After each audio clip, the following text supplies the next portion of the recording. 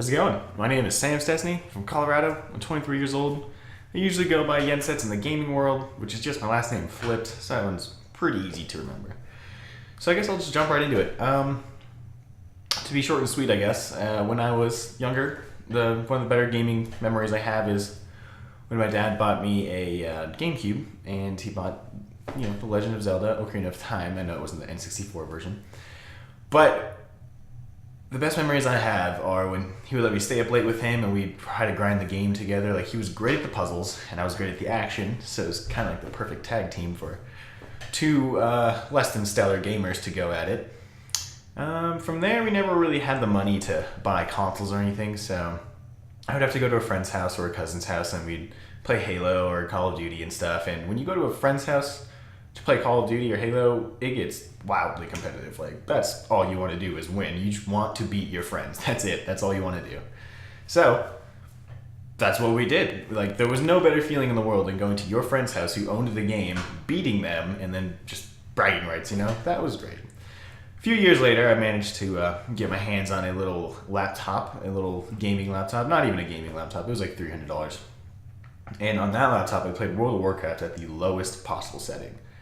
And World of Warcraft that was when I fell in love with the gaming community, because I had friends on that game who I met through the game who spent their free time helping me get better, helping me learn how to play the game, learn all the stats, get gear, just do everything I could do to be a better player at the game. And honestly, I believe I became better than some of them. Like, that was their free time they spent to helping a stranger just get better. And I loved it. That's amazing. How magical is that? That's the gaming community I want to be a part of.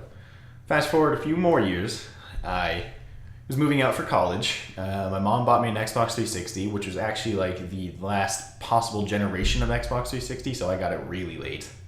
I managed to get my hands on FIFA, Call of Duty, Halo, and that orange box, which had like Team Fortress and stuff in it. Oh man, I loved that game. But when I got to my college dorm, I found out that the entire dorm played FIFA, and that was amazing to me. I was like, yes, like this is great. Like, I somehow got put with all these people who were just so nerdy about games. And I mean, I know it's a sports game, but they still had the passion that I wanted to be a part of. And so my friend and I actually got together and threw an entire dorm hall, not just the floor, the entire building. We threw a FIFA tournament. We had about 50 people show up. Everybody pitched in a couple bucks for a grand prize winner, and it was a blast. It was a great day. I did not compete because I presented. I threw the show together. I gave the reward. It was wonderful. My roommate actually ended up winning, and that sounds a little weird, but he actually ended up buying me lunch, so that made it just a great day. I loved that. That was my first experience in a competitive public room. It was great. I loved the energy. Everybody was happy to be there. Everybody just wanted to play. Some people didn't care. Like, they just wanted to play. It was great. Love that day. I would do it again. And I haven't had the chance to do it again because obviously, a dorm hall is a bunch of people together, and it's hard to find that without a lot more setup than I've had the power to do. But a few more years later, I through a mutual friend, met a great guy named Keenan, and we really hit it off. We started playing Grand Theft Auto 5 together, where we just messed around. We just played the game, we laughed, we got competitive, we did a bunch of silly, crazy stuff, and then one day he says, we should put this online. And I immediately jumped on board. I was like, yes, let's do this. That sounds fun. So we ran around, grabbed webcams from I don't even know how old, probably 8 years older than we were at the time. I remember grabbing a microphone that my father used to learn Mandarin on Rosetta Stone. So we're talking like $5, and it was like one of those weird stick mics. One of the worst quality mics you'll ever hear in your life, if you ever get the chance to hear that. Used that microphone for a little while, and we started grinding videos. We just started having fun and put the camera in front of us, and it was a little different at first. I will definitely admit that. I didn't like hearing my voice that much. Didn't like watching my own face when I edited the videos. But, I got used to it. It's something you gotta get past. It's just the way it is. And then one day, we were both watching a Twitch stream, and we just thought, this looks fun. Let's do that. So we jumped on board to twitch.tv, set up an account. I went out and bought a new webcam. He actually purchased me a microphone just as a friendly birthday gesture. I went to a fabric store and bought 2 giant green cloths that I strung from my ceiling and then sent him with a kit how to string it from his ceiling. And this is where it gets crazy. So we wanted our stream gimmick to be a co-hosted stream. We wanted to both be there at all times. And it turned out to be like 90% because technical difficulties would get in the way sometimes. But he would string the green screen, then he would open OBS, chroma key the background out to a very obvious green color. He would then screen cap that on Skype and send it to me, where I would screen cap that with a webcam on me and put both of our faces on the stream while we played games together. It was an event. Every night it took us like 10 minutes to even get the stream started, just so we could get in sync with everything, get our microphones, get our faces, get everything just perfect, just so we can entertain like 10 people at a time. And we loved it. I fell in love with the idea of talking to people immediately, and again, going back to the World of Warcraft thing, where just random strangers would give us advice on the game and how to help us and how to play better, and wanted us to be more entertaining to them. So they were like, here's how you do this right. And so we did that for like 2 years, and I felt no awkwardness when I was streaming. I loved it. I felt like that's where I shined. Like, it was so much better than YouTube for me. I liked the instant interaction with people. I liked just being me. I loved being me, and I loved having that on screen, and I loved that 4 hours a day for 3 days a week on a perfect stream schedule. We just got to play games and interact with other passionate gamers, and it was great. I loved it. It was wonderful. I'm now sitting here reminiscing about those days. Because eventually he did have to move. He got a new job. I got a new job. Our schedules just did not line up, and our co-hosted stream gimmick eventually took a hit. If you can't have a co-host stream with one person. That's just not how it works, and wasn't looking for someone else because I don't really know how to do all that. That would have been a very tough setup. So anyways, the job I then got was a job at a helicopter salvage company called Kinsey Industries, where I did their graphic design, I created their marketing material, I maintained their old website, started them a new website, and then one of my pride and joys is I started a project for them because we were on the convention circuit for something called Heli Expo, which happened yearly.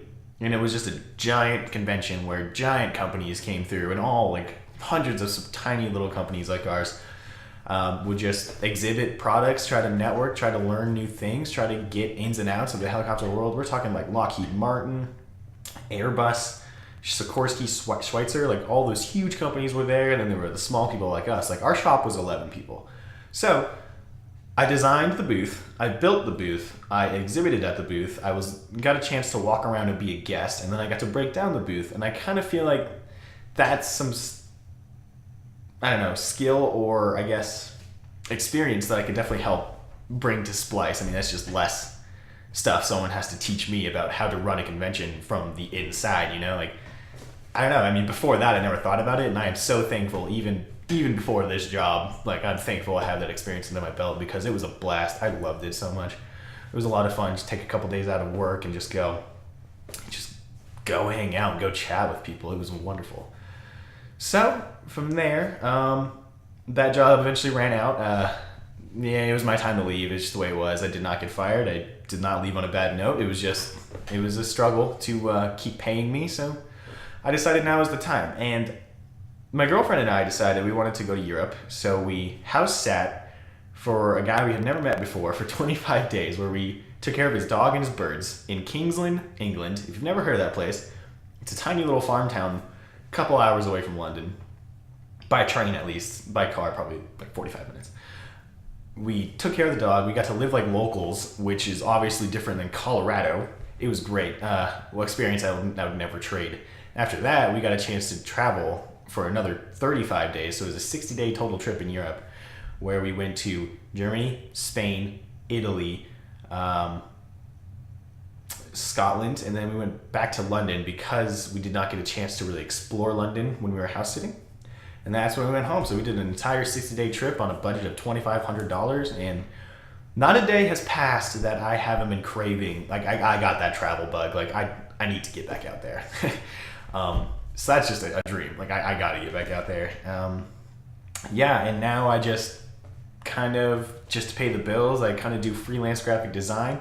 I'm still a very avid gamer. Like I spend a lot of time gaming and watching streams and watching competitions. I love those things. I recently just watched like League Worlds, and I watched the Dota Championship, and watched Call of Duty, and just everything. Like there's something about competitive hype. Like, this is a weird example, but I never liked tennis. But when Wimbledon rolls around, I am a giant tennis fan. It's just finals hype. It's competition, and those huge things are just the energy. I can just feel it. It's this weird. I don't know what it is. It's just I will watch stuff that I don't generally like just because I'm very excited about just everything about it. It's hard to explain. I hope I get a chance to explain it better.